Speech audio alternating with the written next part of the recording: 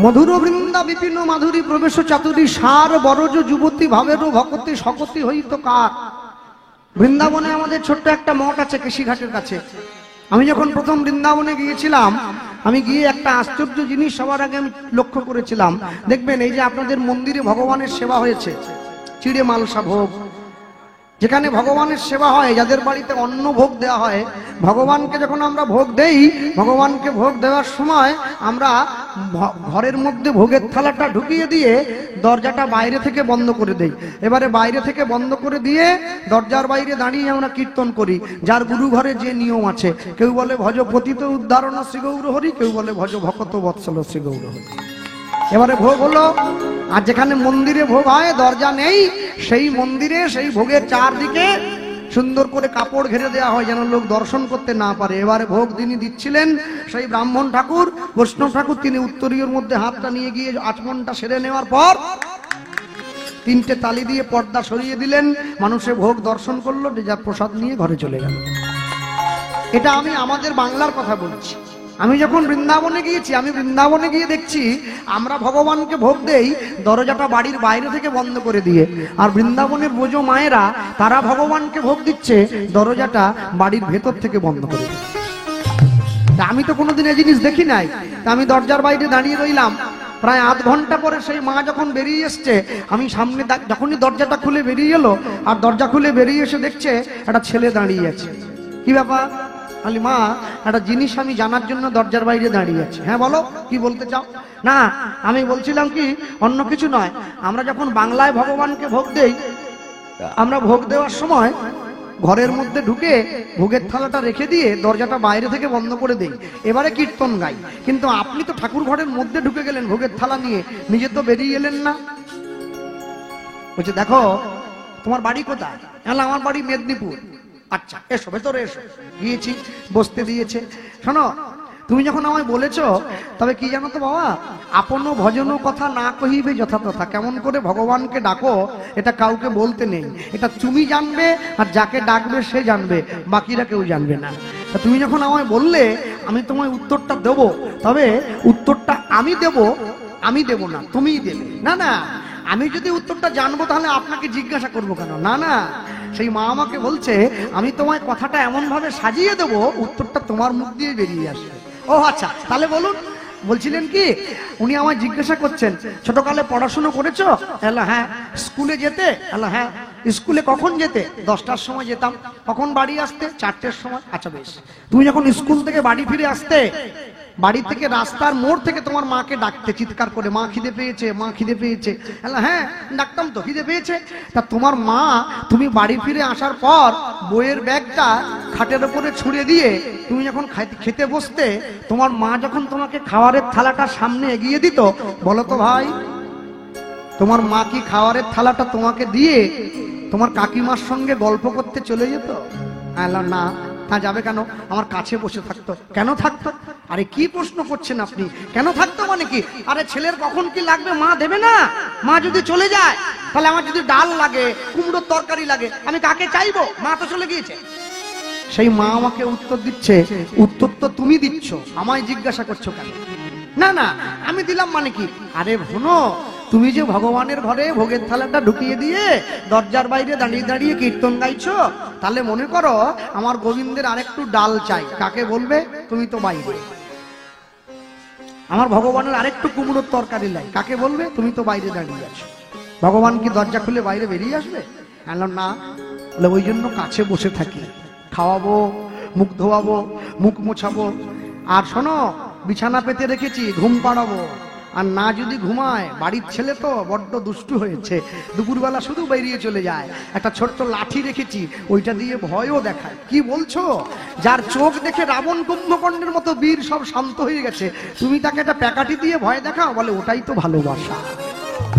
তোমরা বাংলার মানুষ, ভগবানকে সব দিয়েছো, ভালো মন্দির, ভালো ঘর, ভালো সেবার দ্রব্য, ভালো ভালো জিনিস, ভালো ভালো পোশাক, শুধু একটা জিনিস ভগবানকে দিতে পারো নাই, সেটা হচ্ছে তোমাদের মন।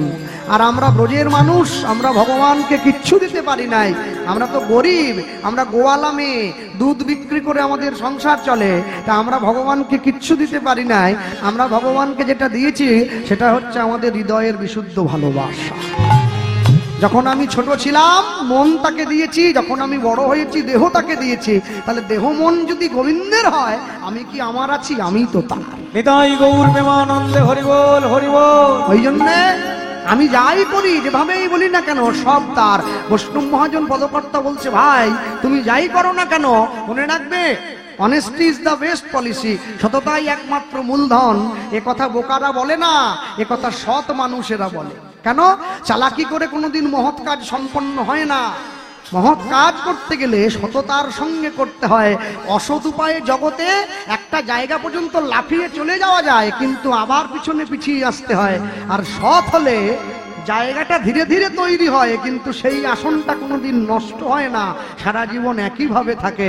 তাই বলছেন গাও পুন পুন। হ্যাঁ, গত পরশুদিন আমি কচুখালির নৌকো পেতে নদী পেরিয়ে ওই পারে গানে গিয়েছিলাম, জীবনে কোনোদিন যাই নাই। তা আমার গুরুদেব যিনি গানের বুকিং করেন, তাকে আমি যেতে যেতে বলেছিলাম, আপনার খেয়ে দিয়ে কাজ নেই, এত কষ্ট করে আপনি এত দূরে গান ধরেছেন, আর আমি সত্যি কথা বলতে সাঁতার তো জানি না, পুকুর দেখলে আমার ভয় করে, তার উপর অত বড় নদী। আর যেইখানে বাঘের ভয় সেইখানে সন্ধ্যা হয়। আমি নৌকোতে গিয়ে উঠেছি, আর অমনি ভাটা পড়েছে, নৌকোর নাবিক বুঝতে পারেনি, নৌকোটাকে উপরে তুলে রেখেছিল, তার বেখেয়াল হয়েছে, যেই কাঠের পাটাটা সরিয়ে নিয়েছে, নৌকোটা একদিকে কাত হয়ে গেছে, আরেকটু হলে জলে পড়ে যাচ্ছিলাম, সঙ্গে সঙ্গে লোকে এসে আমায় ধরে নিয়েছে। আমি তো আরো রেগে গেলাম, জীবনে আসবো না, এই শেষ আর এই শুরু। লক্ষ টাকা দিলেও নদী পেরিয়ে আর কীর্তনে যাব না। তারপরে নদী পেরিয়ে ওপারে যখন গেলাম, ওখান থেকে আমাকে ইঞ্জিন মেশিন টলিতে করে আরো 10 কিলোমিটার নিয়ে গেছে। কি কষ্ট ভাবুন দেখি। 5টার সময় আসর, 4টের সময় গিয়ে পাটি বাড়িতে পৌঁছেছি। খাওয়া নেই, ঘুম নেই, কোন রকম সকালে স্নানটা করেছিলাম, নাহলে সেটাও হতো না। এরপর কীর্তন হয়ে গেছে, আসর থেকে নেমে এসেছি। যে মায়েদের বাড়িতে বাসা ছিল, যে মায়েদের বাড়িতে থাকার জায়গা ছিল, ঘরের মধ্যে ঢুকে দেখছি সেই মায়েদের ঘরটা, যে ঘরে আমাকে থাকার ব্যবস্থা করা হয়েছে, সেই ঘরের চারদিকটা বিস্কুটের প্যাকেটের পেটি কেটে চারদিকে পেটানো হয়ে আছে। মনে মনে ভাবছি, ভগবান তুমি একবার আমাকে এখান থেকে বের করে নিয়ে চলো, আমি জীবন থাকতে কোনোদিন এই মুল্লুকে আর পা দেব না। অনেক কীর্তন হয়েছে, আর দরকার নেই। রাত্রি 10টার সময় সেই বাড়ির মা এসে দরজার বাইরে দাঁড়িয়ে কাপা কাপা গলায় আমাকে বলছে, কৃষ্ণবাবু ঘরে আছেন নাকি? আছি তো, খিদে একবারে পেট জ্বলছে, আসুন ঘরে আসুন, খেতে দেবেন না? বলে আপনার খাবারটাই নিয়ে এসেছি। একটা ছোট্ট শালপাতায় করে খাবার এনেছে, আর একটা শালপাতা ঢাকা দিয়ে রেখেছে। আমার সামনে এসে হাতটা কাঁপা কাঁপা স্বরে, বৃদ্ধা মা, আমি দেখছি তার চোখে জল। এ কি মা, তুমি কাঁদছো কেন? ও, তোমার ঘরটা আমার পছন্দ হয়নি বলে তুমি কাঁদছো? না না বাবা, আমি সেজন্য কাঁদিনি, তুমি তো দেখেই বুঝেছো আমরা কত গরিব, আমাদের থাকার জায়গা নেই, বন্যা হলে বৃষ্টি হলে সব ভেসে যায়, আমাদেরকে আবার গড়ে তুলতে হয়। তাহলে কাঁদছেন কেন? আমি তো এসেছি, কাল সকালে চলে যাব। না না, কাঁদছি কেন জানো? এই খাবারের থালাটা তোমার সামনে কি করে দেব এইটা ভেবে কাঁদছি। কেন?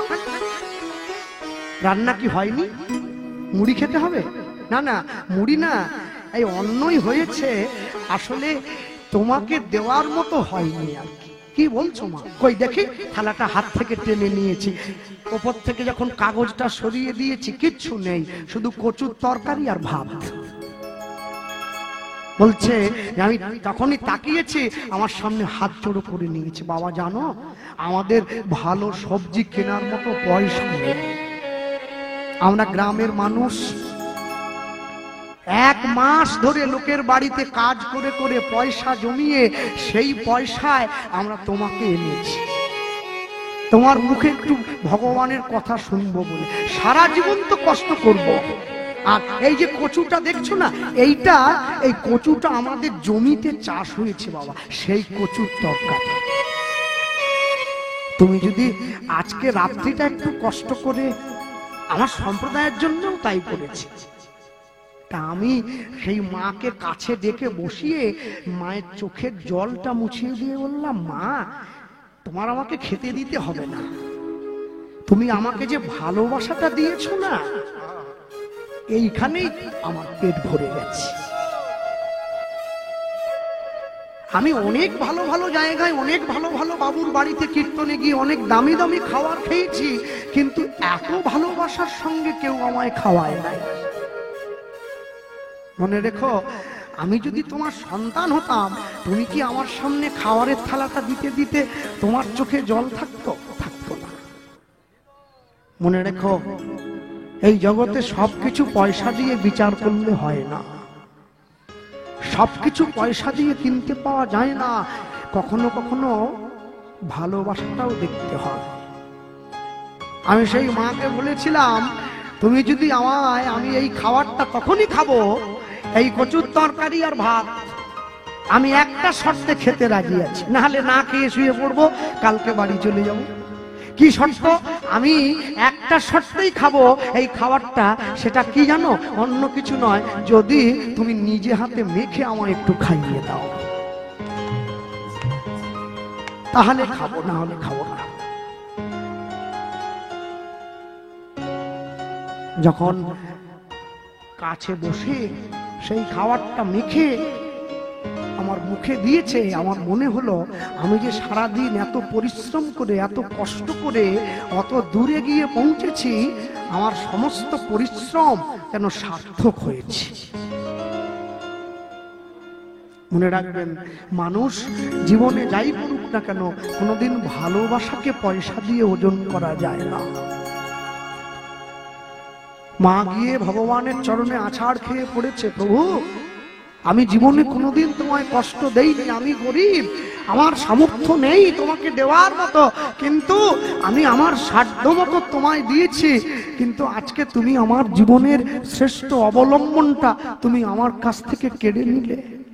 ভগবান মনে মনে চিন্তা করছে, মা আমি যদি তোমার কাছ থেকে জীবনের সর্বশ্রেষ্ঠ জিনিসটা কেড়ে না নেই, আমি তোমাকে নিজের করে নেব কি করে?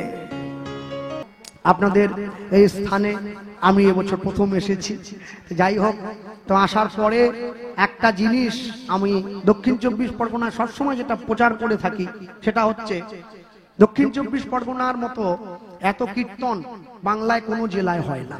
আমি সারা বাংলা ঘুরে কীর্তন করি। আমরা গত 3 দিন আগে শান্তিনিকেতনে ছিলাম, বোলপুর, তারপরে এদিকে এসেছি। মনে রাখবেন, এত কীর্তন কোথাও হয় না, আর এত কীর্তনের শ্রোতা কোন জায়গায় দেখা যায় না। গতকাল শুনেছেন, আজকে শুনছেন, আমার পরে শুনবেন, তারপরে রাত শুনবেন, তারপরে ঘরে ফিরবেন, মানে সকাল হয়ে যাবে এক প্রকার বলতে গেলে। কিন্তু সব থেকে আশ্চর্য কি জানেন? দক্ষিণ 24 পরগনায় কীর্তন সব থেকে বেশি, দক্ষিণ 24 পরগনায় মারামারিও সব থেকে বেশি। কাগজে পড়ছি, দক্ষিণ 24 পরগনায় কীর্তন সব থেকে বেশি, দক্ষিণ 24 পরগনা মানুষে মানুষে হিংসেও সব থেকে বেশি।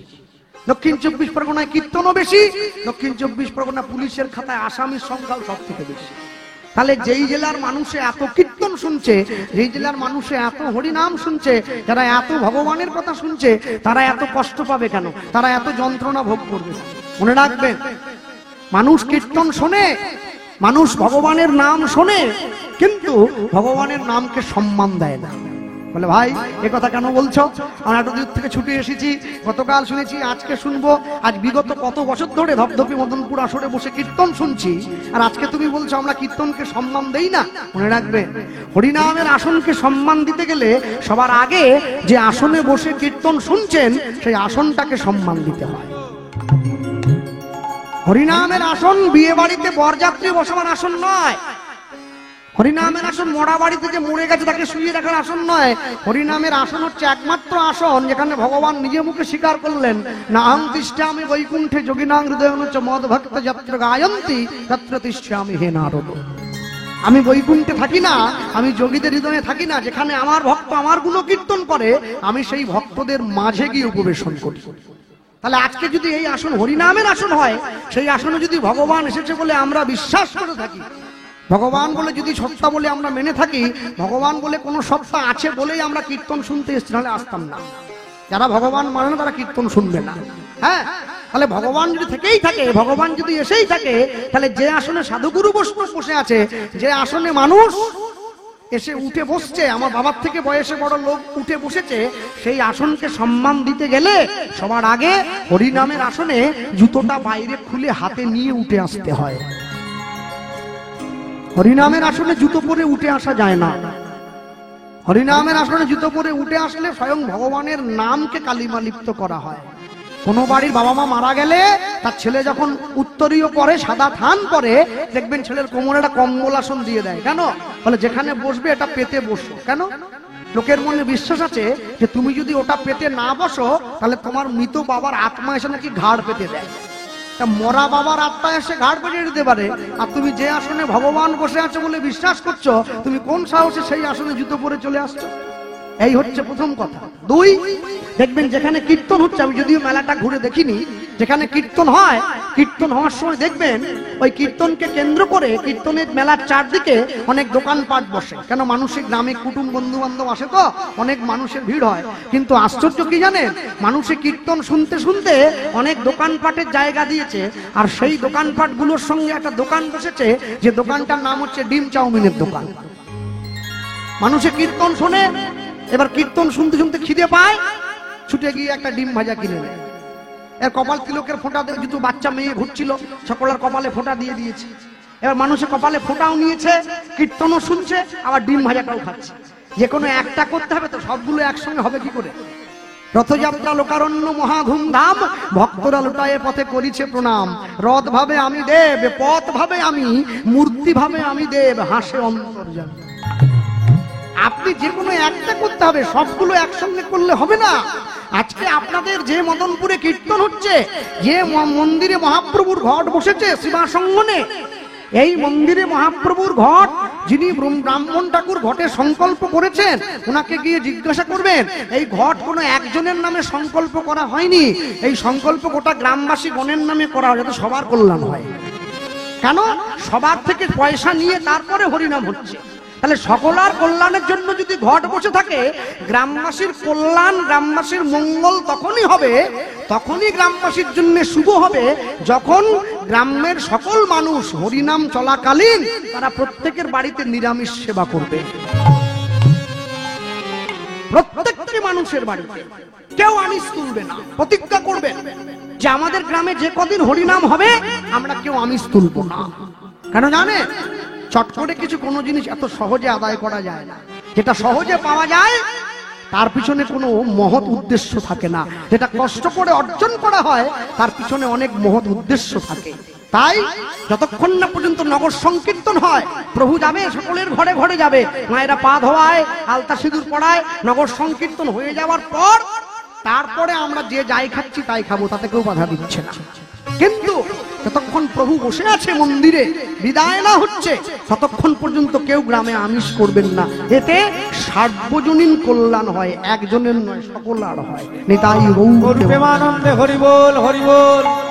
আনা বলতে গিয়ে সবার আগে বলবো, এই জায়গায় দাঁড়িয়ে যেখান থেকে আমি এসেছি, আমার জেলা পশ্চিম মেদিনীপুর, আমি পূর্ব মেদিনীপুরের লোক নয়। আর ওই হ্যান্ডবিলে একটু ভুল লেখা হয়েছে, ওখানে পশ্চিম বর্ধমান করা হয়ে গেছে। হ্যাঁ, পশ্চিম বর্ধমান নয়, আমার ঠিকানা হচ্ছে পশ্চিম মেদিনীপুর। মানে এক কথায় আমরা হচ্ছে মানে মাওবাড়ি দেশের লোক আর কি, কিষানজি ওই দিকের লোক, জঙ্গলমহল। তা বলতে গিয়ে বলবো, আমাদের পশ্চিম মেদিনীপুর জেলাটা শেষ হলে একটা জেলা পড়ে, অনেকে নাম শুনেছেন, খবরের কাগজে দেখেছেন, পেপারেও পড়েছেন, টিভিতেও দেখেন। সেই জেলাটার নাম হচ্ছে বাঁকুড়া জেলা। অনেকে ঘুরতে যায়, কাজে যায়। এই বাঁকুড়াতে একটা বিখ্যাত গ্রাম আছে, পুরো বাঁকুড়া জেলাটার মধ্যে একটা বিখ্যাত গ্রাম, যে গ্রামটার নাম হচ্ছে বিষ্ণুপুর। বিষ্ণুপুরে রেল প্ল্যাটফর্ম আছে, খড়গপুর থেকে ট্রেন যায়। আর এই যে বিষ্ণুপুর নামে যে রেলওয়ে স্টেশনটা আছে, এই বিষ্ণুপুর প্ল্যাটফর্মে নেমে টোটো বা অটোওয়ালাকে 20-30 টাকা দিলে ও আপনাকে বিষ্ণুপুর গ্রামে নিয়ে যাবে। যখন আপনি বিষ্ণুপুর গ্রামে প্রবেশ করবেন, প্রবেশ করার সঙ্গে সঙ্গে দেখবেন ওই গ্রামের উপরে একটা বড় করে সাইনবোর্ড দেওয়া আছে, তোরণ তোরণ। ওখানে লেখা আছে আপনি ঐতিহাসিক বিষ্ণুপুরে প্রবেশ করছেন। ঐতিহাসিক বিষ্ণুপুর। আপনি যখনই গ্রামের মধ্যে গেলেন, আপনি গ্রামের মধ্যে প্রবেশ করলে দেখতে পাবেন রাস্তার দুদিকে গ্রামের মা বোনেরা তারা পোড়ামাটির তৈরি জিনিস বানিয়ে বিক্রি করছে। বাঁকুড়ার বিষ্ণুপুরের পোড়ামাটির জিনিস পৃথিবী বিখ্যাত। মাটির শঙ্খ, মাটির কড়া, মাটির খুন্তি, মাটির হাঁড়ি সব ওরা বিক্রি করে। আর এই বিষ্ণুপুরে আরেকটা বিখ্যাত জিনিস আছে, সে ভগবানের সাক্ষাৎ বিগ্রহ, সে হচ্ছে মদন মোহন। মদন মোহনের গায়ের রং কুচকুচে কালো, কৃষ্ণের গায়ের রং নীলাভ, কিন্তু মদন মোহনের গায়ের রং একেবারে কুচকুচে কালো। আজকে যে মন্দিরে বিগ্রহ বসেছে, যে বিগ্রহ ওই মন্দির থেকে বড় মন্দিরে আসবে, মনে রাখবেন এই বিগ্রহকে বছরে একবার হোক, দুবার হোক, 2 বছর ছাড়া হোক রং করতে হয়, সাজাতে হয়, মাটি দিতে হয়। কিন্তু বাঁকুড়া বিষ্ণুপুরের যে মদন মোহন আজকে 400 বছর ধরে একইভাবে বসে আছে, তাকে কোনোদিন সাজানোও হয়নি, কোনোদিন রঙও করা হয়নি। আপনি কালকে সকালে গিয়ে যদি দর্শন করেন, আপনি দেখলে পরিষ্কার বুঝে যাবেন, যেন মনে হবে এইমাত্র বাজার থেকে কিনে এনে কেউ বসিয়ে দিয়েছে। এই হচ্ছে তার মহিমা।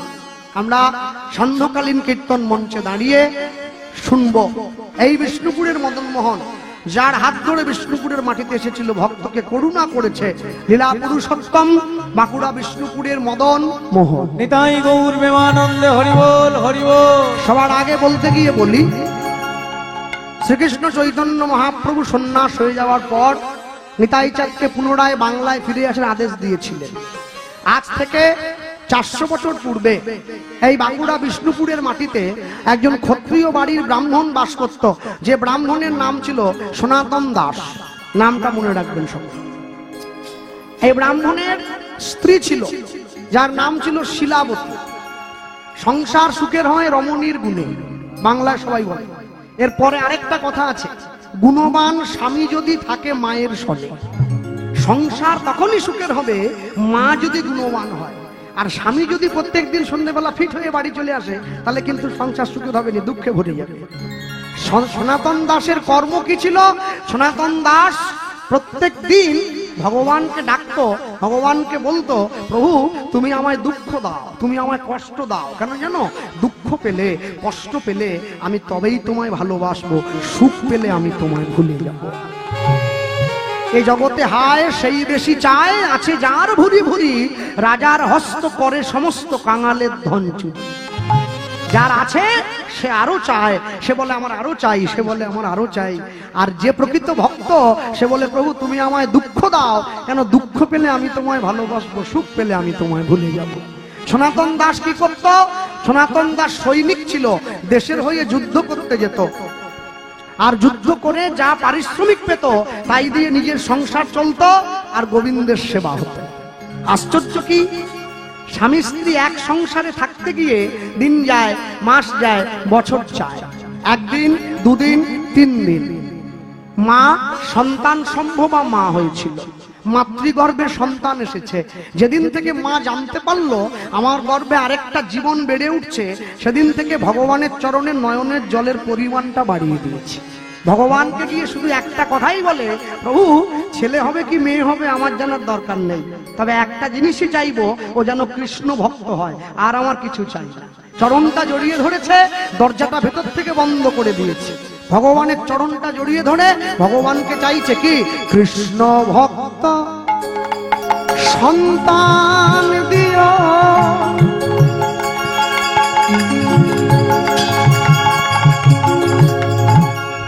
তোমার প্রভু তোমার সেবার পাবে। কৃষ্ণ ভক্ত নিতাই গৌর প্রেমানন্দে হরি হরি বল। দিও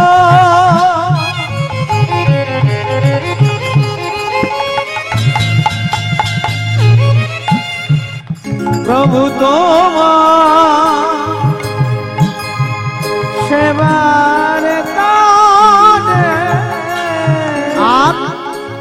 আর কিছু চাই না আমি দয়াময়, আর কিছু চাই না আমি মিনতি তোমার দ্বারে, আর কিছু চাই না আমি, মিনতি তোমার দ্বারে। জন্মে জন্মে এই প্রতিদান প্রতিদান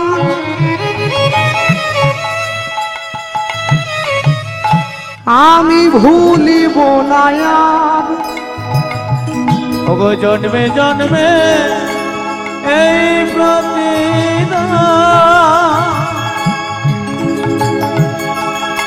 ভুলব না আর। তোমার সেবার তরে দেব এই মম উপহার, আমার কৃষ্ণ ভক্ত সন্তান দিও। ওগো কৃষ্ণ ভক্ত সন্তান দিও। আমি আর কিছু চাই না দয়াল, কৃষ্ণ ভক্ত সন্তান দিও। আমি আর কিছু চাই না দয়াল, কৃষ্ণ ভক্ত সন্তান দিও। শুধু যেন তোমার সেবা করতে পারে। কৃষ্ণ ভক্ত সন্তান দিও। ওই কলি যুগে জগৎ জীবের দ্বারে দ্বারে গিয়া বলি কৃষ্ণ ভক্ত সন্তান দিও। যেন তোমার নাম গুণ প্রচার করতে পারে। বলা কৃষ্ণ ভক্ত সন্তান দিও। প্রভু এ জন্মে নয় প্রতি জন্মে জন্মে কৃষ্ণ ভক্ত সন্তান দিও। তোমার চরণ ছাড়া যেন না হয় প্রভু। কৃষ্ণ ভক্ত সন্তান দিও। বিপদে ওর পাশে থাকিবে তুমি। কৃষ্ণ ভক্ত সন্তান দিও। বলি মায়ের মনের এই বাসনা হৃদয় গৌর হরি বল। মায়ের মনে এই বাসনা কৃষ্ণ ভক্ত সন্তান দিও। কৃষ্ণ ভক্ত সন্তান দিও। কৃষ্ণ ভক্ত সন্তান দিও। ভগবান সব সইতে পারে, দুটো জিনিস পারবে না। এক হচ্ছে ভক্তের অহংকার, আরেক হচ্ছে ভক্তের চোখের জল। মা যখনই গোবিন্দ চরণে পড়ে নিজের নয়নের জলটা দিয়েছে, ভগবান আর থাকতে পারলো না। ভগবান জীবনে দুবার হাসে। কখন জানেন? এখন নার্সিংহোমের বিছানায় রুগী শুয়ে থাকে আর ডাক্তার গিয়ে রুগীর সামনে দাঁড়িয়ে বলে, আপনার কোনো চিন্তা নেই, আমি যখন আছি আপনি বাঁচবেন। ভগবান হাসছে ডাক্তারের দিকে তাকিয়ে, বলে হ্যাঁ গো ডাক্তার, তুমি যে রুগীকে বাঁচার গ্যারেন্টি দিয়ে দিচ্ছ, তুমি নিজে কতক্ষণ বাঁচবে সে গ্যারেন্টি কে দেবে? আরেকবার ভগবান হাসে। কখন জানেন? যখন দুই ভাই ফিতা ফেলে জায়গা ভাগ করে, তোর 5 কাঠা আমার 5 কাঠা। ভগবান হাসে, বলে কার জায়গা ভাগ করছে কারা? পরের জমি পরের জায়গা ঘর বানাইয়া রই, আমি তো সেই ঘরের মালিক নই। জায়গা আমার একটা আছে, মরার পরে আমার ভাগ দেয়া হবে 3.5 হাত, ওর বেশি একটুও দেয়া হবে না। ভক্তমণ্ডলী ভক্তিমতী মায়েরা, এখনই গোবিন্দ চরণে নয়নের জলটা পড়েছে, ভগবান দৈববাণী করলো, শিলাবতী তোমার ভালোবাসায় তোমার সেবায় আমি সন্তুষ্ট হয়েছি, আশীর্বাদ বললাম, অচিরাতে তোমার ঘরে এক পুত্র সন্তান জন্মে গ্রহণ করিবে। জন্ম গ্রহণ করিবে। আমার ভক্তির বলে সন্তান বলবান হইবে। বলবান হইবে।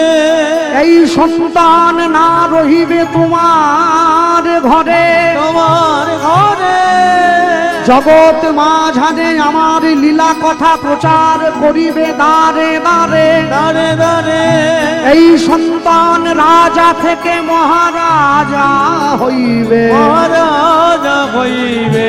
এই আমার মনের কথা মনের কথা নিশ্চয় ফলিবে। এই আমার মনের কথা নিশ্চয় ফলিবে।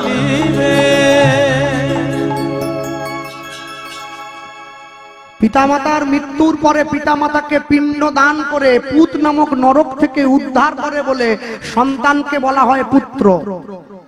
गोस्वामी तुलसीदास जी कलम दिएছেন, एक दार से बाहर होता है पूत और मूत, जो भजे हरि वो है पूत, जो बिना भजे हरि वो है मूत। মাতৃগর্ভের একই দরজা দিয়ে পুত্র এবং মূত্র বেরিয়ে আসে, যেটা হরি ভজন করে ওটা পুত্র, যেটা হরি ভজন করে না ওটা মূত্রের সমতুল্য, কোনো দাম নেই বাজারে ওটার। পুত্র লাভের আশায় সকলে কর্ম করে, কিন্তু মনে রাখবেন বাংলায় একটা কথা আছে, কুপুত্র যদ্যপি হয় কুমাতা কদাপি নয়। মাকে ভালো হতে হয় সবার আগে, তবে পুত্র সন্তান ভালো হয়। মা ভগবানের সব কথাগুলো বিশ্বাস করেছে, কিন্তু একটা কথা বিশ্বাস করেনি। ভগবান মাকে বলল তোমার ছেলেটা রাজা হবে, এইটা মায়ের বিশ্বাস হয় না। রাজা হবে কাদের ছেলে? রাজার ছেলে রাজা হয়, ভিখারির ছেলে কোনোদিন রাজা হয় না। যার বাড়িতে এক বেলা আনলে আরেক বেলা খাওয়ার জোটে না, ভিক্ষে করে আনতে হয়, ভগবান বলছে তাদের ছেলে নাকি রাজা হবে। না না, কি করে হবে? প্রভু তুমি আমার মন রক্ষা করার জন্য কথা বললে? না না, মন রক্ষা করার জন্য ভগবান কোনোদিন কথা বলে না। ভক্তমণ্ডলী মায়েরা, ভগবানের চরণে প্রণাম করে মা যখনই উঠে দাঁড়িয়েছে, দরজার বাইরে স্বামী দরজায় টোকা দিচ্ছে, শিলাবতী শিলাবতী দরজাটা খোলো। চমকে উঠলো, কে? আমি, তোমার স্বামী, দরজাটা খুলে দাও। ছুটে গিয়ে দরজাটা খুলে দিয়েছি। আর যখনই দরজাটা খুলে দিয়েছে, দরজার বাইরে স্বামী দাঁড়িয়ে আছে, হাতটা বাড়িয়ে দিয়েছে। এ কি, তুমি দরজার বাইরে? বাহ, তুমি যে এত সুন্দর করে আমার গোবিন্দকে সেবা দাও, আমি তো জানতাম না। দাও, হাতটা বাড়িয়ে দাও, হাতে প্রসাদটা দাও। আর যেই হাতটা বাড়িয়ে দিয়েছে, শিলাবতী সঙ্গে সঙ্গে স্বামীর হাতে প্রসাদটা দিয়েছে। আর যখনই হাতে প্রসাদটা দিয়েছে, স্বামী বলে উঠছে, আমি তোমায় একটা মনের কথা বলার জন্য ঠাকুর ঘরের বাইরে দাঁড়িয়েছিলাম। মনে রাখবেন, যারা প্রত্যেকদিন ভগবানের ঘরে যান, মন্দিরে যান, ভগবানের ঘরে যাওয়ার সময় যখনই ঘরের মধ্যে ঢুকবেন, দরজাটা ভেতর থেকে বন্ধ করে দেবেন। কেন জানেন? ভগবানের ঘরে কোনোদিন সংসারের ময়লা নিয়ে গিয়ে ঢুকতে নেই। মায়েরা স্নান করে নতুন কাপড় পরে তারপরে মন্দিরে যায়। নতুন কাপড় পরে পরবে, আগে মনটাকে নতুন করো, তারপরে কাপড় পরবে। মনে যদি ময়লা ভরে থাকে, বাইরে ভালো কাপড় পরে কোনো লাভ হয় না। কেন জানে? সবার আগে মনটাকে পরিষ্কার করতে হয়। মন যদি ভালো হয়, ভগবানের সান্নিধ্যে গেলে এমনি তাকে ভালোবাসা যায়। ভক্তমণ্ডলী, ভক্তিমতী মায়েরা, যখনই হাতটা বাড়িয়ে দিল, আর এই হাতটা বাড়িয়ে দেওয়া মাত্র হাতে প্রসাদটা দিয়েছে, আর প্রসাদটা দিয়ে নিজের স্বামী বলে উঠছে, জানো তো আগামীকাল সকাল বেলায় আমি গয়া যুদ্ধে যাত্রা করব। ছুটে গিয়ে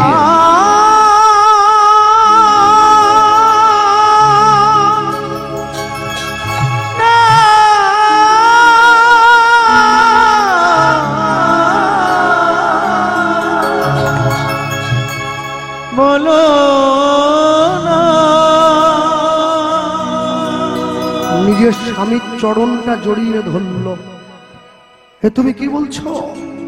এই তুমি, আমি তোমার স্ত্রী। অগ্নি সাক্ষী করে 7 পাক ঘুরে তুমি আমাকে তোমার স্ত্রী বলে গ্রহণ করেছো। তুমি আমার দেহের মনের সব খবর জানো। আমি তো তোমার ঔরসে তোমার সন্তানের জন্মদাত্রী মা হতে চলেছি। আমি 9 মাসের সন্তান সম্ভবা মা, আর এই অবস্থায় তুমি যুদ্ধে যাবে? এ কি? না না শিলাবতী, তুমি আমার পা ধরলে কেন? আমার পাটা ছেড়ে দাও, আমার পাটা। আমি তোমায় তো অন্যায় কিছু বলিনি। না না, অন্যায় বলবে কেন? অন্যায় তুমি বলনি, আমি জানি তুমি আমায় অন্যায় বলনি, কিন্তু তুমি তো নিজে অন্যায় করতে চলে যাচ্ছ। ভক্তমণ্ডলী মায়েরা, আগেকার দিনে নিয়ম ছিল, মাতৃগর্ভে সন্তান থাকলে সেই মায়ের স্বামীকে কোনো জীব হত্যা করতে দেওয়া হতো না, যার জন্য সে সময় প্রত্যেকটা ঘরে এত ভালো ভালো সন্তান জন্ম নিয়েছে। এই পৃথিবীর ইতিহাস পড়ে দেখুন, শাস্ত্রগ্রন্থ খুলে দেখুন, এই পৃথিবীতে যত ভালো ভালো সন্তানের জন্ম হয়েছে, সমস্ত ভালো সন্তানের মূলে একটা করে ভালো মা আছে। মা যদি ভালো হয়, তার সন্তানকে ভালো হতেই হবে, খারাপ হওয়ার কোনো জায়গা থাকে না। সন্তান ভালো কি মন্দ, এর পিছনে বাবার ভূমিকা রয়েছে খুবই অল্প। তাকিয়ে দেখো, কৌশল্যার মতো মা পেয়েছিল বলে ছেলেটা রামচন্দ্র হলো। রামচন্দ্র হলো। দেবকীর মতো মা পেয়েছিল বলে ছেলেটা কৃষ্ণ হলো। কৃষ্ণ হলো। শচী মায়ের মতো মা ছিল বলে ছেলেটা মহাপ্রভু হলো। মহাপ্রভু হলো। ভগবতী দেবীর মতো মা ছিল বলে ছেলেটা বিদ্যাসাগর হলো। বিদ্যার সাগর হলো। প্রভাবতী দেবীর মতো মা পেয়েছে বলে ছেলেটা সুভাষচন্দ্র বসু হলো। সুভাষচন্দ্র বসু হলো। সারদা দেবীর মতো মা ছিল বলে ছেলেটা বিশ্বকবি রবীন্দ্রনাথ হলো। রবীন্দ্রনাথ হলো। হিরণ্যকশিপু দৈত্য ছিল, ছেলেটা প্রহ্লাদ হলো। মা কয়াধু বড্ড ভালো ছিল, তাই ছেলেটা সাধু হয়েছে। মায়ের শিক্ষা আগে হলে শিশু শেখে মায়ের কোলে। মাকে অনেকটা ভালো হতে হবে। চাষি যখন জমিতে ধানের বীজটা পুঁতে দেয়, তার আগে জমিটাকে সার বিষ দিয়ে তৈরি করে, তারপরে তো জমিটা তৈরি হওয়ার পরে বীজটা পোতে। মাতৃগর্ভরূপী জমিতে সন্তানরূপী বীজটা পুঁতে দেওয়ার আগে বাবার সর্বপ্রথম কর্তব্য জমিটাকে তৈরি করে নেওয়া। মা যদি ভালো হয়, তার সন্তানকে ভালো হতে হবে। রাবণের বাবা ছিল বিশ্বশ্রবা মুনি, তার ছেলেটা রাবণ হলো। মা নিকষাটা বড্ড খারাপ ছিল, তাই ছেলেটা রাবণ হয়ে গেছে। মা ছুটে গিয়ে স্বামীর চরণটা জড়িয়ে ধরে বলছে, আমি তোমায় যুদ্ধে যেতে দেব না। কেন জানো? তুমি যদি যাও, তুমি গিয়ে জীব হত্যা করলে সেই অপরাধ আমার সন্তানের অঙ্গে লাগবে। আমি তো সেটা মা হয়ে চাইব না।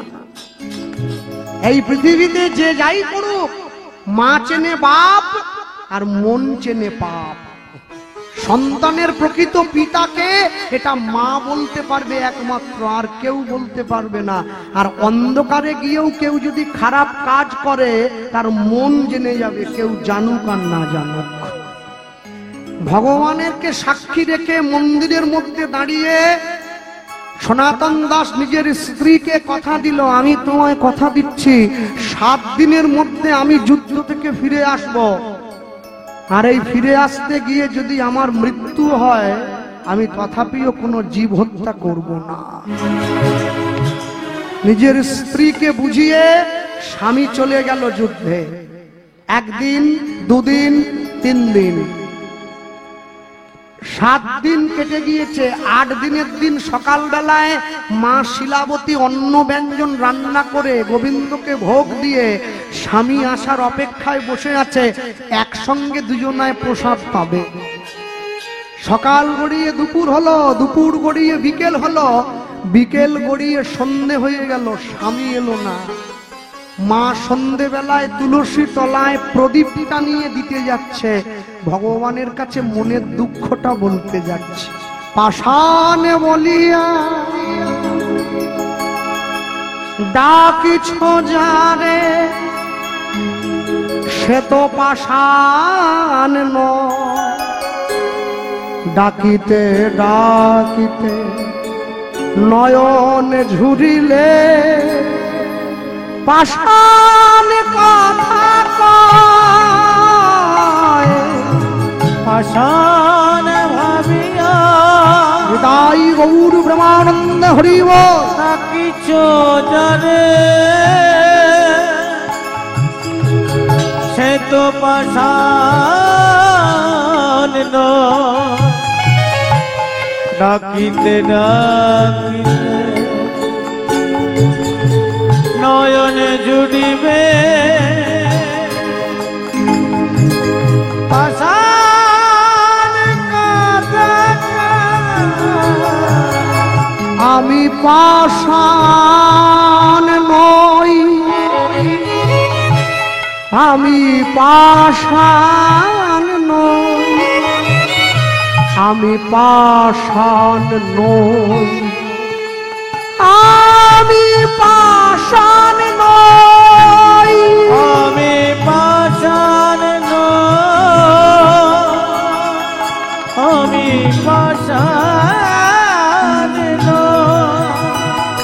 আমি পাষাণ আমি পাষাণ কি দিয়ে তোমায় পুজিব বলো,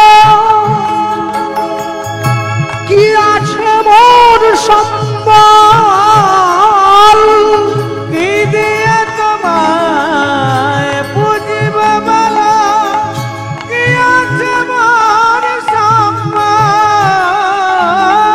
কি দিয়ে তোমায় পুজিব বলো, কি আছে মোর সম্বল, কি দিয়ে তোমায় পুজিব বলো, কি আছে মোর সম্বল।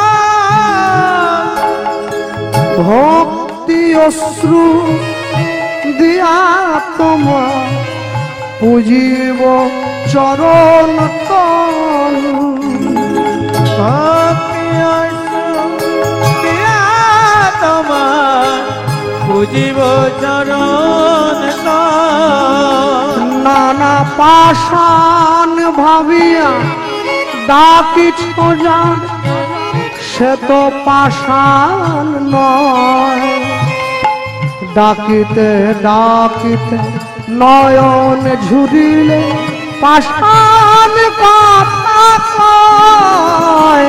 পাষাণ বলিয়া ডাকিছ কারে, সে তো পাষাণ নয়।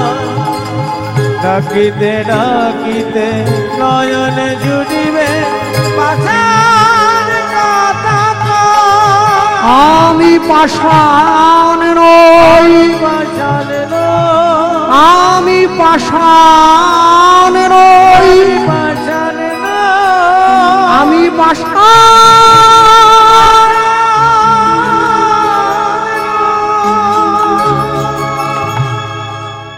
ভগবানের মন্দিরে প্রদীপটা নিয়ে গিয়ে মা যখন দিতে গেল, মায়ের হাত থেকে সন্ধ্যা প্রদীপটা মাটিতে পড়ে গেল। আর যখনই মায়ের হাত থেকে সন্ধে প্রদীপটা মাটিতে পড়ে গেল, সংসারে অমঙ্গলের চিহ্ন প্রকাশ হলো।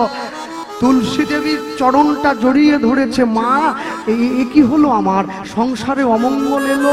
আস্তে মায়েরা প্রত্যেকদিন বাড়িতে সন্ধে দিয়ে তারপরে সংসারের সমস্ত কর্ম করে, আর সংসারের সমস্ত কর্ম করতে করতে সন্ধে যখন হয়ে যায়, সন্ধে বেলায় তুলসী তলায় প্রদীপটা নিয়ে দিতে যায়।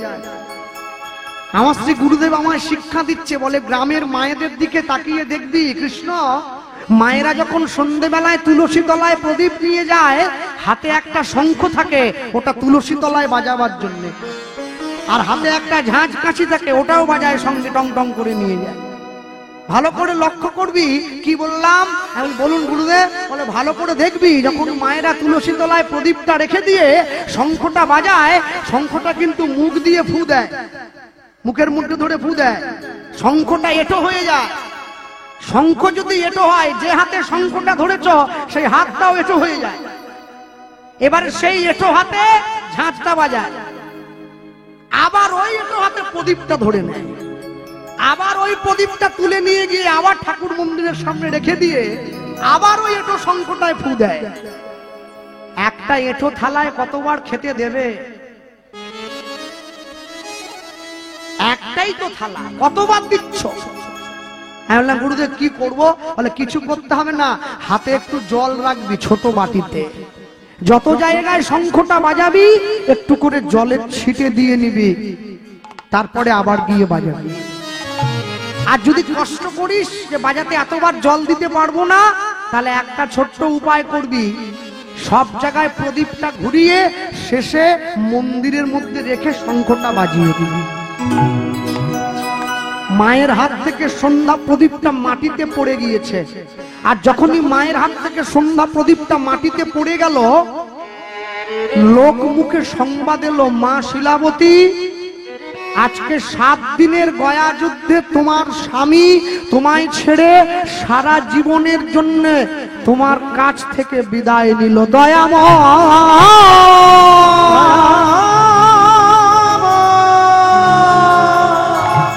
দয়াময় দয়াময় কোনে বাপে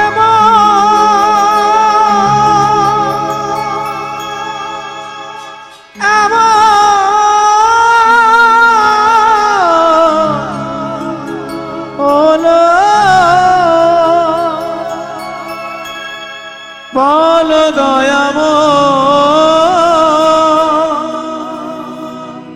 বল কৃপাম বল দয়াময় বল দয়াম বল দয়াময় দয়াম আমায় বলো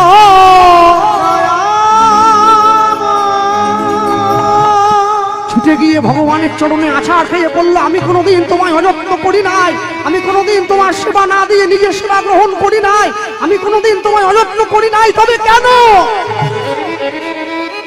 আমার জীবনের শেষ অবলম্বনটুকু তুমি আমার কাছ থেকে কেড়ে নিলে? কে আমায় ক্ষুধায় অন্ন দেবে, কে আমায় বস্ত্র দেবে, কে আমার মনের দুঃখের কথা শুনবে? আমি কোথায় যাব, কার কাছে যাব? হাত জোড়ো করে ভগবানের চরণে আছাড় খেয়ে পড়ছি। সিংহাসনে দাঁড়িয়ে থাকা ভগবানের বিগ্রহ থেকে টপ টপ করে চোখ থেকে ভগবানের জল ঝরে পড়ছে। মা,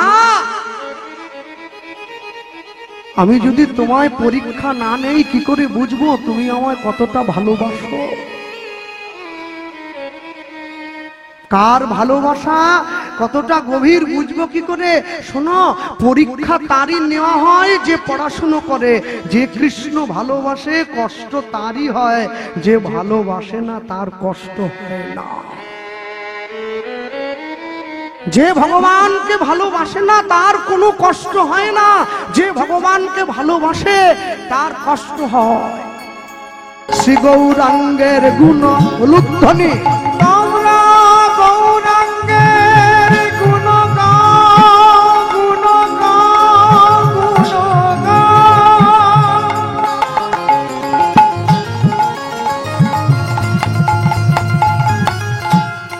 গৌরাঙ্গের গুণ গাও, গুণ গাও, গুণ গাও ভাই। গৌরাঙ্গের গুণ গাও, গাও পুনঃ পুনঃ, বারবার, একবার নয় বারবার, একবার না পারিলে দেখো শতবার গাও পুনঃ পুনঃ শ্রী গৌরাঙ্গের গুণ। আচ্ছা, আমি যদি সকাল থেকে সন্ধ্যে পর্যন্ত মিথ্যে কথা বলি, চিটিংবাজি করি, মানুষ ঠকাই, সন্ধ্যেবেলা বসে যদি গৌরাঙ্গের নাম বলে নেই, তাহলে হবে তো? না না, হবে না। কি করে হবে? যারা সিগারেট খায়, সিগারেট কোম্পানি প্যাকেটের উপরে লিখে রেখে দিয়েছে ধূমপান মৃত্যুর কারণ। কোনো বাড়ির লোক যদি সিগারেট খেতে গিয়ে অসুস্থ হয়ে যায়, কোম্পানির নামে পুলিশের কাছে রিপোর্ট করতে গেলে কোম্পানির লোক এসে প্যাকেট ধরে দেখাবে, আমি লিখে রেখেছি ধূমপান মৃত্যুর কারণ। তুমি জানতে জানতে মরণ কিনে খাবে কেন? আইনে ফাঁক আছে, দেখতে পাচ্ছ না? সিগারেট কোম্পানি আইনে ফাঁক দিল, মহাজন পদাবলিতে ফাঁক থাকবে না। আপনারা ভাবলেন কি করে? সরল করিয়া এই মনে হিংসা নিয়ে নয়, পরের ক্ষতি চেয়ে নয়, সরল করিয়া নিতাই গৌর হরি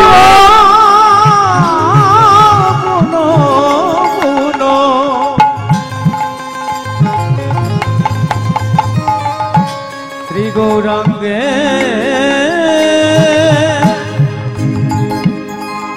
গুণ সরল করিয়া, সরল করিয়া ওগো এ তিন ভুবনে আমি এমন দয়াল না দেখো একজন। বলিয়ে তিন ভুবনে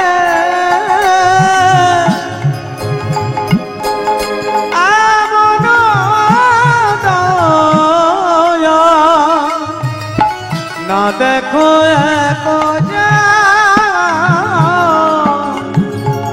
আমি এমন দয়াল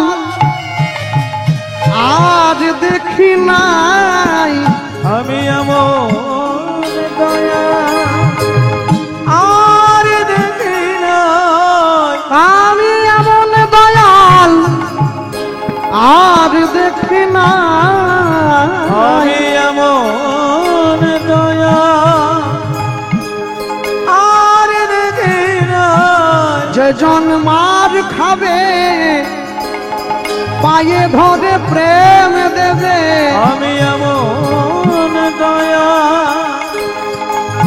আর দেখি নাই, যেজন জগাই মাধাইয়ের মতো মাতালকে হরিনাম দিল, এমন দয়া আর দেখি নাই, যেজন মলয় চাঁদ কাজীর মতো মুসলমানকে কৃষ্ণ প্রেম দিল, এমন দয়া আর দেখি নাই, যেজন চপল গোপালকে উদ্ধার করিল, এমন দয়া আর দেখি নাই, যেজন হরি নামে হরিকে নামাইয়ে আনল, এমন দয়া আর দেখি নাই, জীবের হাতে ধরিল আর পায়ে পড়িল, এমন দয়া আর দেখি নাই, কলি গোলকের হরি ভুলকে এলো নিতাই গৌর হরি বল। গোলকের হরি ভুলকে এমন দয়া আর দেখি নাই, এমন দয়া আর দেখি নাই, এ তিন ভুবনে এমন দয়া না দেখো একজন, এ তিন ভুবনে এমন দয়া না দেখো একজন। যে গৌরাঙ্গের নামে বনের হিংস্র জন্তু পর্যন্ত প্রেম পেল, যে গৌরাঙ্গের নামে জগাই মাধাইয়ের মতো মাতাল তারা ভক্ত হয়ে গেল। বৃন্দাবন দাস ঠাকুর চৈতন্য ভাগবতে লিখছে, জগাই মাধাই দুটো ভাই, এরা প্রত্যেকদিন 80 হাঁড়ি করে মদ খেত। কলিযুগের ভাইরা তো এক বোতল খেয়ে রাস্তায় শুয়ে পড়ে, ওরা 80 হাঁড়ি করে মদ খেয়েছে, তাদের নেশা কেটে গেছে হরিনাম শুনে। মদের নেশা বিড়ির নেশা ধরলে পরে ছাড়ে, গৌর প্রেমের নেশা কাউকে যদি ধরে তাকে রাখা যাবে না এই মায়ার সংসারে। তাদের নেশা কেটে গেছে, আর আমি এমনই সংসারী মাতাল, আমার নেশা কাটবে কি, আরো বেরিয়ে যাচ্ছে। কীর্তন শুনলে আমার ঘুম পায়। আমি যখন 6টা থেকে রাত্রি 11টা পর্যন্ত সিরিয়াল দেখি, আমার ঘুম পায় না, ঘুম কেটে যায়। আর আমি যখন কীর্তন শুনতে হরিনামের আসনে গিয়ে বসি, আধ ঘন্টা বসলে আমার চোখটা একবারে বন্ধ হয়ে যাচ্ছে, এক চক্কর বাইরে থেকে ঘুরে আসতে হয়। আর যারা নেশা করে তারা কীর্তন আসনে বসলেই তাদের নেশা চেপে যায়, খৈনি খাওয়ার নেশা, বিড়ি খাওয়ার নেশা, পান খাওয়ার নেশা। আমার বাবা বলতেন, জানিস কৃষ্ণ, যে মুখে হরি কথা হয়, যে মুখে কৃষ্ণ কথা হয়, যে মুখে গৌর কথা হয়, সেই মুখ যদি বিড়ি, তিরঙ্গা, তামাক, গুটখা, সিগারেট, খৈনি, বিমল, জর্দা খায়, তাহলে ওটা মুখ নয়, ওটা ভাগাড়। ভাগাড়ের দাম আছে, ও মুখের দাম নেই। কেন? তুমি যে মুখে হরিনাম করছো সেই মুখে আমার বিড়ি ফুঁকবে কি করে? হরিনামও করছো, বিড়িও ফুঁকছো, যে কোনো একটা করো, সবগুলো একসঙ্গে করলে তো হবে না। মনে রাখবেন, ভগবানকে সবাই ভালোবেসেছে, কেউ ভগবানকে ভালো না বেসে থাকতে পারেনি, প্রত্যেকে ভালোবাসলো। যার পেটে খিদে ছিল সে খাওয়ার সামনে পাওয়া মাত্র খেয়ে নিল, আর যার পেটে খিদে ছিল না সে সামনে পাওয়ার পরে বিচার করতে বসে বলল, পটলে নুন নেই, ডালে ঝাল বেশি হয়ে গেছে। যার হরিনাম গ্রহণের খিদে ছিল সে 20 কিলোমিটার দূর থেকে সাইকেল চালিয়ে কীর্তন শুনতে চলে এলো, আর যার হরিনাম গ্রহণের খিদে ছিল না সে ঘরের পাশে বসে দরজা বন্ধ করে টিভিতে জোরে গান চালিয়ে দিল। দুজনেই মানুষ, আপনাকে ঠিক করতে হবে আপনি কোন দিকে যাবেন। এমনও মানুষ আছে যে রাস্তা দিয়ে চলে গেলে মানুষ তাকে ডেকে ফুল ছড়িয়ে নিয়ে যায়, আর এমনও মানুষ আছে যে রাস্তা দিয়ে চলে গেলে লোক পিছন থেকে চিৎকার করে বলে ওঠে, ওই চোর। আপনি ঠিক করবেন, আপনি চোর হবেন না সাধু হবেন। বাড়িতে আম গাছ লাগালে সেই আমের ভাগ নেওয়ার জন্য অনেক পাড়ার ছেলেরা দৌড়ে আসে। নিজের জীবনে একটা পাপ গাছ লাগালে সেই পাপের ফল নেওয়ার জন্য কেউ আসবে না। ওটা আপনার জিনিস, আপনাকে ভাগ করে খেতে হবে। পাপ করেছো রাশি রাশি, ভোগ করবে না মাসি পিসি। মনে রাখবেন, যে নদী হারায়ে স্রোত চলিতে না পারে, সহস্র শৈবাল ধাম বাঁধে আসি তারে। যে জাতি জীবন হারা অচল অসার, পদে পদে বাঁধে তার জীর্ণ লোকাচার। নদীর গতিপথে যদি নদী শান্ত হয়ে যায়, যদি নদীর স্রোত থেমে যায়, তখন নদীতে শ্যাওলা জমা হয়ে যায়। জীবনের গতিপথে যদি কখনো জীবন থেকে ভক্তি চলে যায়, প্রেম চলে যায়, অনুরাগ চলে যায়, তখন জীবনেও কামিনী কাঞ্চন মায়ারূপী শ্যাওলা জমা পড়ে যাবে, যা আপনাকে এগোতে দেবে না, বারবার পিছনে টেনে ধরবে। ভগবানকে সবাই ভালোবেসেছে, বাদ দিয়ে কেউ ভালোবাসেনি। যারা ভগবানকে ভালোবাসে তারাও ভালোবাসলো, যে ভগবানকে ভালোবাসেনি সেও ভালোবাসলো।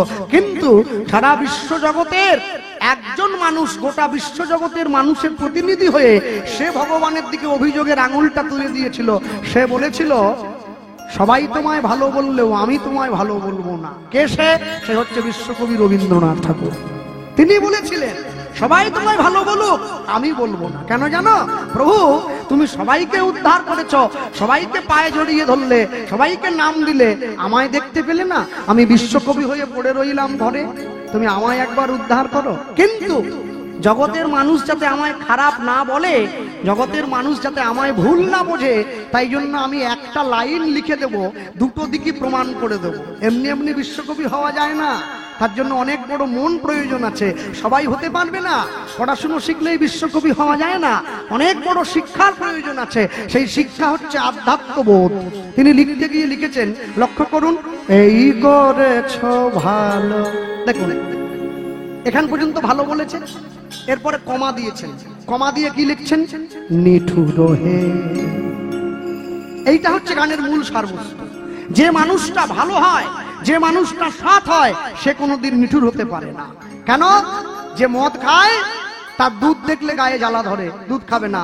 আর যে দুধ খায় সে মদ পছন্দ করবে না। কিন্তু বিশ্বকবি বলছেন, তুমি জগতের সব মানুষের জন্য ভালো করেছো, তাই মহাপ্রভু আমি তোমায় ভালো বললাম, কিন্তু আমার কাছে তুমি ভালো নয়, তাই আমি তোমায় নিষ্ঠুর বলবো। তাই লিখছেন, এই করেছো ভালো নিঠুর হে, নিঠুর হে, এই করেছো ভালো। উলুধ্বনি হরি হরি বল। এই করেছো ভালো নিঠুর হে, নিঠুর হে, এই করেছো ভালো। এমনি করে হৃদয়ে তীব্র দহন জানো, নিঠুর হে, নিঠুর হে, এই করেছ ভালো, এই করেছো ভালো নিঠুর হে, নিঠুর হে, এই করেছো ভালো। কি লিখছেন? আমার ধূপ না পোড়ালে গন্ধ কিছুই নাহি ঢালে, আমার ধূপ না পোড়ালে গন্ধ কিছুই নাহি ঢালে। মনে রাখবেন, তারা বসে আছেন, প্রত্যেকদিন ভগবানের মন্দিরে গিয়ে ভগবানের চরণতলে ধূপ জ্বালান আপনারা সকলে। ধূপ শব্দের ব্যাকরণিক অর্থ হচ্ছে, যে বস্তু আমাদের অশেষ দোষকে ধৃত করে তা হচ্ছে ধূপ। যা আমাদের মনের কালিমাকে মুক্ত করে দেয়, মনকে সুগন্ধে ভরিয়ে দেয়, তার নাম হচ্ছে ধূপ। কিন্তু যখন ভগবানের মন্দিরে ধূপ জ্বালান, একটা ধূপকাঠির দাম দেখা যাচ্ছে 50 টাকা, এত বড় কাঠ, খুব সুন্দর গন্ধ। কোনোদিনও ধূপের কাছে গিয়ে জানতে চেয়েছেন, তুমি যে নিজে পুড়ে গিয়ে গোটা মন্দিরটাকে সুগন্ধ দান করছো, তোমার কষ্ট হচ্ছে না? ধূপ নিজে পুড়ে যায় আর গোটা মন্দিরটাকে সুগন্ধে ভরিয়ে দেয়। কোনো মানুষ যদি জগতের মাঝে খ্যাতি হতে চায়, কোনো মানুষ যদি জগতের মাঝে সম্মান পেতে চায়, তাকে ধূপের মতো করে প্রেমের আগুনে পুড়ে যেতে হবে, তবে জগৎ তাকে মনে রাখবে, না হলে রাখবে। তাই লিখছেন, আমার এ ধূপ না পোড়ালে গন্ধ কিছুই নাহি ঢালে, আমার ধূপ না পোড়ালে গন্ধ কিছুই নাহি ঢালে, আমার দীপ না জ্বালালে দেয় না কভু আলো। আস্তে, ঠাকুর ঘরের মধ্যে গিয়ে যখন প্রদীপটা জ্বালাবেন, প্রদীপটা জ্বালিয়ে মন্দিরের আলোটা বন্ধ করে দেবেন। মন্দিরের কারেন্টের আলোটা বন্ধ করে প্রদীপটা জ্বালিয়ে দেখবেন ওই প্রদীপের ছোট্ট আলোয় পুরো মন্দিরটা আলোকিত হয়ে গেছে। কিন্তু আশ্চর্য কি জানেন, তাকিয়ে লক্ষ্য করবেন, প্রদীপটা পুরো মন্দিরটাকে আলো দিয়ে দিয়েছে, প্রদীপের তলাটা অন্ধকারে রয়ে গেছে। সারা বিশ্ব জগতের ভগবান যে সকলার মুখে হাসি ফুটিয়েছে, কিন্তু কেউ দেখলো না অর্জুনের রথের দড়িটা ধরতে গিয়েছে হাতে কত ব্যথা পেয়েছে। জগাই মাথায় যখন কলসির কানা দিয়ে মেরে কপালটা ফাটিয়ে দিয়েছে, সেই ব্যথার যন্ত্রণা কেউ অনুভব করলো না। তাই লিখছেন, আমার দীপ না জ্বালালে দেয় না কভু আলো, নিঠুর হে নিঠুর হে এই করেছ ভালো, এই করেছ ভালো, তাই তোমারে হইব নিঠুর এই করেছ ভালো। একদম গৌরচন্দ্রিকা শেষে গিয়ে বৈষ্ণব মহাজন লিখছেন, গৌরাঙ্গ বলিয়া না গেলাম গলিয়া, গৌরাঙ্গ বলিয়া না গেলাম গলিয়া, আমি গৌরাঙ্গ বলিয়া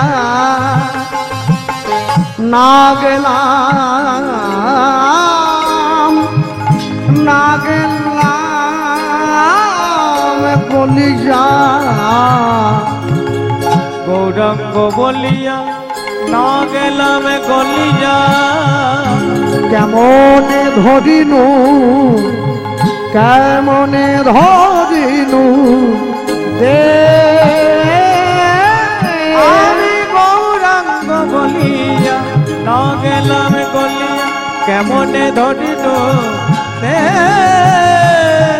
বাসু ঘোষ হিয়া পাষাণ দিয়া বিধি কেমনে গড়িয়াছে, বলবাসু ঘোষে দিয়া পাশালে বাঁধিয়া কেমনে গড়িয়াছে,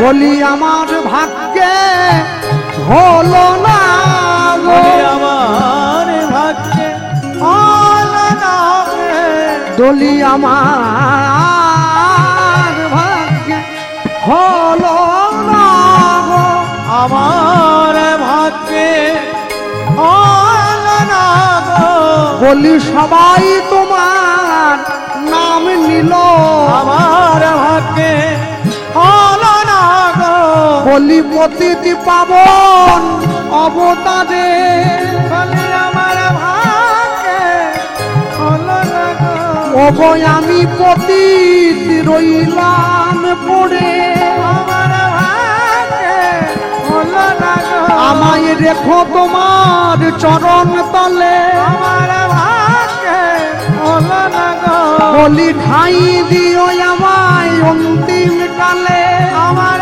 ভাগ্যে হলো না গো, বলি হয়ে আমার প্রাণের ঠাকুর, আমার ভাগ্যে হলো না গো, বলি প্রাণ গৌর উদ্ধার করণ, তাই গৌর হইব প্রাণে গৌর উদ্ধার কর, আমার ভাগ্যে হলো না গো, আমার ভাগ্যে হলো না গো, বাসু ঘষে গিয়া পাশান দিয়া কেমনে গড়িয়াছে, বাসু ঘষে গিয়া পাশান দিয়া কেমনে গড়িয়াছে,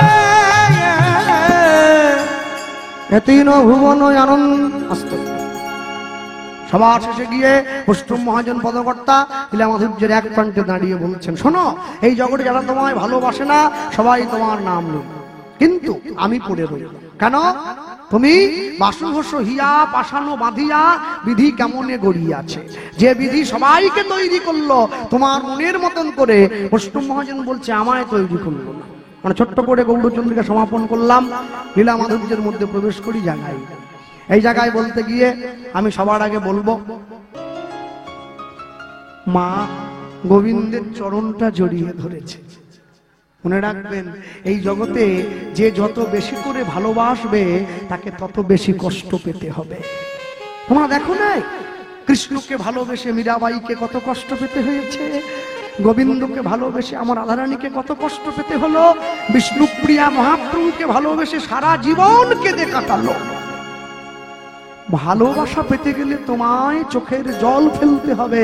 বিশ্বকবি রবীন্দ্রনাথ ঠাকুর বললেন, প্রেমের মাধুর্য থাকে শুধু একটুক্ষণ, প্রেমের বিরহ থাকে সারাটি জীবন।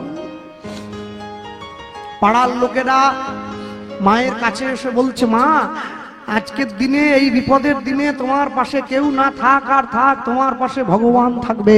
শোনো, আজ থেকে যেখানে কীর্তন হবে তুমি শুনতে যাবে, সে তোমায় পথ দেখাবে। একদিনকে পাড়ায় কীর্তন শুনতে গিয়ে মা শুনছে আষাঢ় মাসে জগন্নাথ দেবের রথের উপরে কেউ যদি জগন্নাথ বলরাম সুভদ্রাকে দর্শন করে, সে তার মৃত্যুর পরে জগন্নাথের চরণে গিয়ে ঠাঁই পায়। মা পাড়ার লোককে গিয়ে বলছে, আমি জগন্নাথ দেখতে যাব, তোমরা আমায় নিয়ে যাবে? পাড়ার লোকেরা বলছে, মা নিয়ে যেতে পারি, কিন্তু রাস্তার মধ্যে কোনো বিপদ হলে সে দায়িত্ব আমরা নেব না। কেন? সুখের দিনে অনেক বন্ধু পাওয়া যায়, বিপদের দিনে বন্ধু পাওয়া বড় দায়। বিপদের দিনে যে পাশে এসে দাঁড়ায় তাকে প্রকৃত বন্ধু বলে বলা হয়। পাড়ার লোকদের সঙ্গে মা জগন্নাথ দর্শনে যাচ্ছে। ভগবান তোমার কাছে যাচ্ছি, তুমি আমায় নিয়ে চলো। পথ চলিতে আর বলিতে, পথ চলিতে, আস্তে আস্তে একটু হাত তোলা যাবে কি? একটু তালি দেওয়া যাবে? পথ চলিতে আর বলিতে, উলুধ্বনি। পথ চলিতে আর বলিতে, তোমরা গ্রাহ কৃষ্ণ নাম, মধুর নাম, হরি নাম। গাহ কৃষ্ণ নাম, মধুর নাম, হরি নাম। তোমরা গ্রাহ কৃষ্ণ নাম, মধুর নাম, হরি নাম। তোমরা গাহ কৃষ্ণ নাম,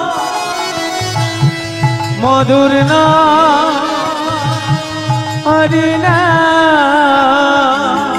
পথ চলিতে আর বলিতে, নিতাই গৌর প্রেমানন্দে হরি বল। আর বলিতে, সম্মুখে আধার রাত্রি, তুমি যে পথযাত্রী। সম্মুখে আধার রাত্রি, ওগো তুমি যে পথযাত্রী। সম্মুখে যারা দূর থেকে কীর্তন শুনতে এসেছে তারা হাতে করে একটা করে টর্চ লাইট এনেছে। কেন? আলো জেলে বাড়ি যেতে হবে, রাস্তা অন্ধকার। তাহলে এইটুকু রাস্তা আলো জেলে পেরিয়ে যাচ্ছেন, জীবনের রাস্তাটা আরো বড় অন্ধকার। ওখানে একটা আলো জ্বালতে হবে, এটা কৃষ্ণ নামের আলো। ওটা না জানলে জীবনের পথ অন্ধকার হয়ে যাবে। সম্মুখে আধার রাত্রি,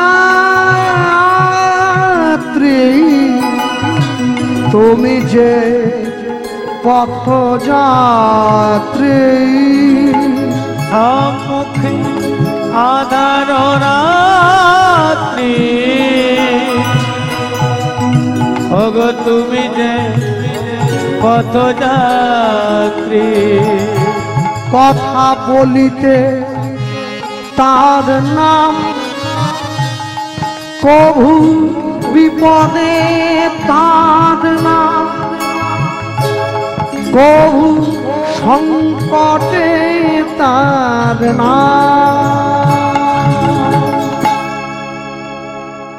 পথ চলিতে আর নিতাই গৌর হরি বল। চলিতে আর বলিতে